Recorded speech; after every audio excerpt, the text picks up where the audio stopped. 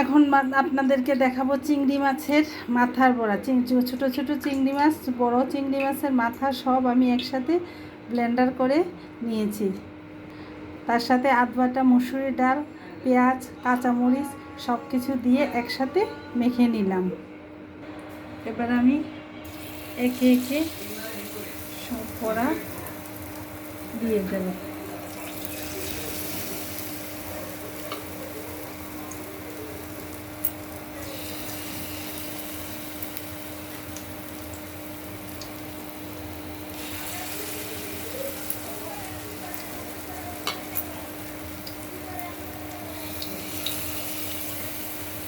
দেখুন হয়ে গেল আমাদের চিংড়ি মাছের মাথার বড়া।